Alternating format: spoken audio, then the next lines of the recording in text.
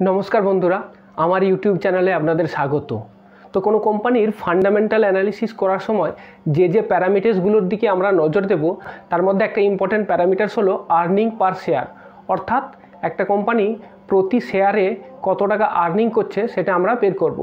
Earning পার share দেখে আমরা একটা কোম্পানির প্রফিটেবিলিটি সম্বন্ধে আন্দাজ করতে পারি। তো আর্নিং পার শেয়ারের ফর্মুলাটা কি? আর্নিং পার শেয়ার হলো কোনো কোম্পানির নেট ইনকাম অর্থাৎ যে নেট প্রফিট তার থেকে প্রেফার ডিভিডেন্ডটা আমরা মাইনাস করব এবং তারপর যে টাকাটা থাকবে সেটাকে আমরা টোটাল কোম্পানির যে আউটস্ট্যান্ডিং শেয়ার আছে সেটা দিয়ে ডিভাইড করলে আমরা পেয়ে যাব কোম্পানির আর্নিং পার শেয়ার। ব্যাপারটাকে একটু সহজ করে বুঝিয়ে দিই।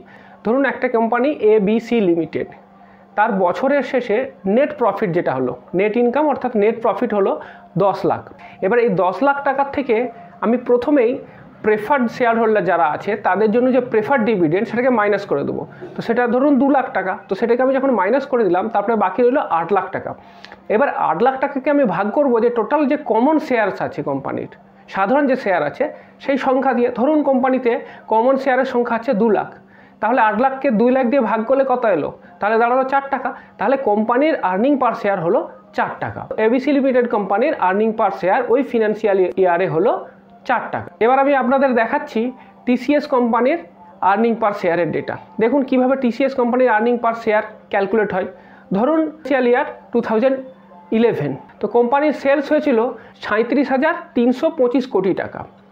এবার যে কোম্পানির খরচা আছে যেটা এক্সপেন্স, সেই খরচাটা কত? 26,146 কোটি টাকা। তো আমি যখন এই সেলস থেকে এক্সপেন্সটা মাইনাস করলাম তো সেখানে দাঁড়ালো, এটাকে বলা অপারেটিং প্রফিট, সেই প্রফিটটা হলো 11,178। এবার কোম্পানির বিভিন্ন খাতে আলাদা আলাদা ইনকাম হতে পারে, জমি বিক্রি করে হতে পারে, কোনো অফিস বিক্রি করে হতে পারে, বা কোনো রয়্যালটি বিক্রি করে হতে পারে। সেই যে ইনকাম এটাকে ধরা হয় আদার ইনকাম। তো আদার ইনকাম কত হচ্ছে TCS কোম্পানির সেই বছর? সেটা এলো আপনার 604 কোটি টাকা। টোটাল কত হলো? তো 11,178 কোটি টাকা, তারপর 604 কোটি টাকা। তো এটাও যোগ হবে, ঠিক আছে। তারপর এইবার থেকে আমি কি করব? এইবার ইন্টারেস্টটা মাইনাস করব। ধরুন কোম্পানি চালাতে গেলে ব্যাংক থেকে আপনার লোন নিতে হবে, তো সেই লোনের ইন্টারেস্ট দিতে হবে। তো সেই ইন্টারেস্টটা আপনার ওই যে গ্রস প্রফিট হলো না সেটা দিয়ে মাইনাস করতে হবে। তো ইন্টারেস্ট আমি মাইনাস করে দিলাম 26 কোটি টাকা, আর মাইনাস করলাম ডেপ্রিসিয়েশন। এবার ধরুন যেসব যন্ত্রপাতিগুলো আছে তো সেই যন্ত্রপাতিগুলো আস্তে আস্তে তো ডেপ্রিসিয়েট করছে, তো সেইটাও একটা খরচা আছে, তো সেটাকেও আমরা মাইনাস করে দিলাম ডেপ্রিসিয়েশনটা। তো ডেপ্রিসিয়েশন মাইনাস করে দেওয়ার পর যে টাকাটা থাকলো সেটাকে বলা হয় প্রফিট বিফোর ট্যাক্স। তার মানে হলো যে ট্যাক্স দেওয়ার আগে এটা প্রফিট। এবার এই যে প্রফিটটা, এই প্রফিটটাও তো আমরা পাবো না, কারণ এরপরে গভর্নমেন্টকে ট্যাক্স দিতে হবে আপনার প্রফিটের উপর। সেখান থেকে সেই ট্যাক্সটা মাইনাস করে দেওয়া হলো। তো সেই ট্যাক্সটা মাইনাস করে দেওয়ার পরে যেটা থাকলো সেটা হলো নেট প্রফিট। তো TCS কোম্পানির নেট প্রফিট দাঁড়ালো 9,189 কোটি টাকা। এবার এই 9,189 কোটি টাকা থেকে যদি কোম্পানির কোনো প্রেফার শেয়ার হোল্ডার থাকে তো তাদের সেই প্রেফার ডিভিডেন্ডটা মাইনাস হবে।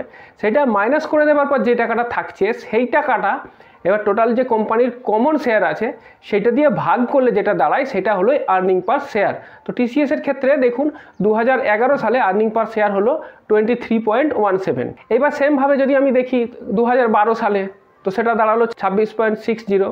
তো এইভাবে প্রতি বছর আমরা দেখতে পাচ্ছি যে TCS কোম্পানির যে আর্নিং পার শেয়ার সেটা ধীরে ধীরে বাড়ছে। এইবার প্রশ্ন হলো যে আর্নিং পার শেয়ার কেন ইম্পর্টেন্ট? একটা স্টক সিলেকশন করার আগে কেন আমি আর্নিং পার শেয়ার দেখে নেব? তো তার প্রথম কারণ হলো যে এটার থেকে আমি বুঝতে পারবো যে কোম্পানিটা প্রফিটেবল কিনা। কারণ যদি আর্নিং পার শেয়ার পজিটিভ হয় তাহলে আমি বলবো কোম্পানিটা অ্যাটলিস্ট প্রফিট করছে। যদি নেগেটিভ হয় তার মানে কোনো প্রফিটই করতে পারেনি, কোম্পানি লসে চলছে।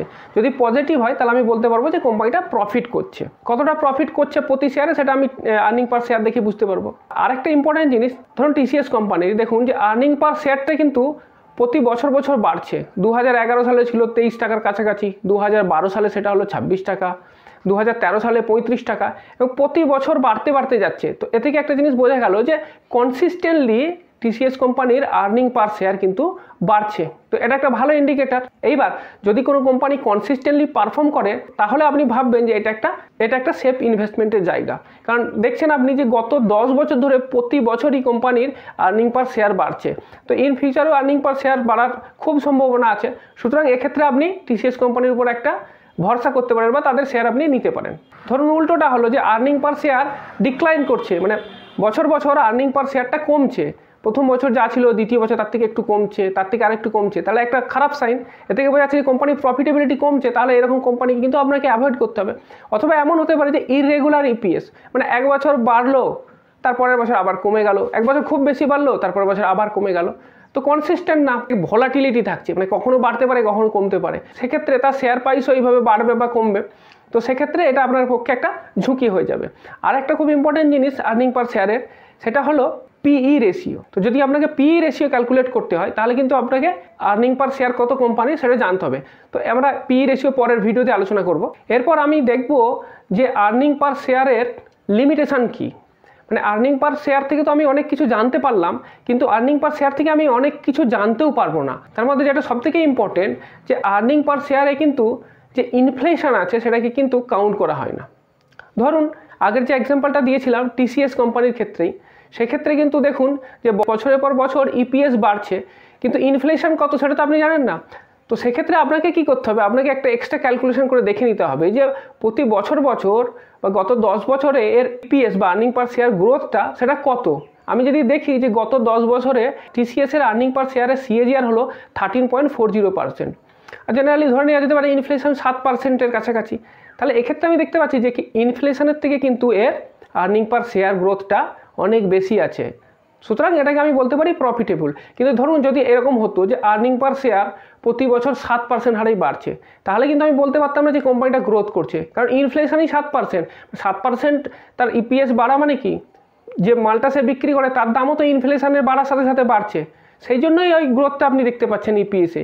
কিন্তু সেটা কিন্তু অ্যাকচুয়াল গ্রোথ হলো না, সে যে গ্রোথটা হলো সেটা ছিল ইনফ্লেশন রিলেটেড গ্রোথ। কিন্তু যদি আপনি ইনফ্লেশনের থেকেও বেশি গ্রোথ দেখতে পান তাহলে বলবেন যে এটা অ্যাকচুয়াল গ্রোথ হয়েছে। এরপরে আরেকটা খুব ইম্পর্টেন্ট, সেটা হলো যে কোনো কোম্পানি কিন্তু চাইলে তার আর্নিং পার শেয়ারকে ম্যানিপুলেট করতে পারে। কিভাবে? কোম্পানি বাজারে যে তার শেয়ার আছে সেই শেয়ার কিছু নিজে কিনে নিতে পারে, যেটাকে বলা হয় বাইব্যাক শেয়ার, তাহলে কিন্তু তার আর্নিং পার শেয়ার বেড়ে যাবে। কিভাবে? দেখুন, ধরুন সেই প্রথম যে এক্সাম্পলটা আমি দিয়েছিলাম সেই এক্সাম্পলটাতেই আবার ফিরে আসছি।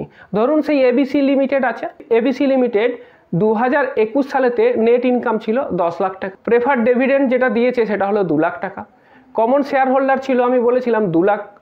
তাহলে তার আর্নিং পার শেয়ার কত দাঁড়ালো? ₹4 পার শেয়ার, যেটা আমরা আগেই দেখেছি। এইবার 2022 সালে কোম্পানি কি করলো? বাইব্যাক করলো। দেখুন কোম্পানির প্রফিট কিন্তু একই আছে, 2022 সালেও কোম্পানির নেট ইনকাম 10 লাখ টাকা, প্রেফার্ড ডিভিডেন্ড বা কোম্পানি 2 লাখ টাকা দিয়েছে, কমন শেয়ার ছিল 2 লাখ। কোম্পানি কি করলো? 50,000 শেয়ার বাইব্যাক করে নিল, কোম্পানির অ্যাকাউন্টে 50,000 শেয়ার চলে এলো। তাহলে কিন্তু এখন যে শেয়ার বর্তমানে কোম্পানির বাজারে আছে সেটা কত দাঁড়ালো? সেটা হচ্ছে 1.5 লাখ। এবার এখন যদি আপনি ইপিএস ক্যালকুলেট করেন তাহলে কি আসবে? ইপিএস আসবে আপনার ওই 8 লাখ ডিভাইড বাই 1.5 লাখ, তাহলে দাঁড়ালো 5.33 পার শেয়ার। দেখুন প্রথমে এই কোম্পানির ক্ষেত্রে আর্নিং পার শেয়ার ছিল 4 টাকা, এখন হয়ে গেল 5 টাকা 33 পয়সা।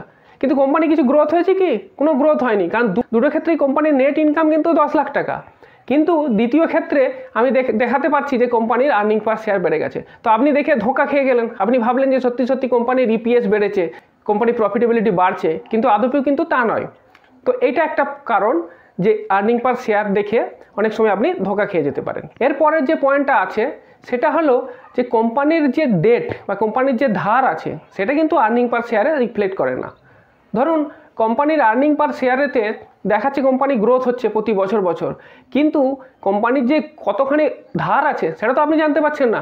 হতেই পারে যে কোম্পানি প্রতি বছর ধার নিয়ে যাচ্ছে, ধার বাড়িয়েই চলেছে, ইনকাম হচ্ছে কিন্তু ধারও তো বাড়ছে, তাহলে কিন্তু সেটা খুব ভালো ফিনান্সিয়াল সাইন না। তো সেক্ষেত্রে আপনার শুধু আর্নিং পার শেয়ার দেখলে হবে না, সেক্ষেত্রে আপনাকে কি করতে হবে? সেক্ষেত্রে আপনাকে কোম্পানির কত ডেট আছে বা ধার আছে মার্কেটে সেটা কিন্তু আপনাকে দেখতে হবে। আর তারপরের একটা ইম্পর্টেন্ট পয়েন্ট সেটা হলো ক্যাশ ফ্লো। দেখুন খাতায় কলমে কোম্পানির প্রফিটও হচ্ছে, কিন্তু অনেক সময় এমন হয় যে কোম্পানির প্রফিট হয় কিন্তু কোম্পানির ক্যাশটা থাকে না, আইদার তো সেটা ব্যাড ডেট হয়ে যায়, বা অনেক সময় হয় কি যে ক্যাশটা আসছে সেই ক্যাশটা আবার কোম্পানির বিজনেসেইতে লেগে যাচ্ছে। তো এই পয়েন্টগুলো আছে, শুধুমাত্র ইপিএস দেখলে আপনি বুঝতে পারবেন না। সুতরাং যদি একটা কোম্পানির ফান্ডামেন্টাল অ্যানালিসিস করতে হয় তাহলে আপনাকে আর্নিং পার শেয়ার যেটা আছে সেটার উপরে গুরুত্ব দিতে হবে, কিন্তু এটাই একমাত্র ফ্যাক্টর না। আর্নিং পার শেয়ার আপনি অবশ্যই দেখবেন, কিন্তু তার সাথে সাথে আপনাকে আরও অন্যান্য প্যারামিটার্সগুলো দেখতে হবে, যেমন ধরুন পিই রেশিও, তারপরে debt to equity ratio, cash flow ইত্যাদি ইত্যাদি।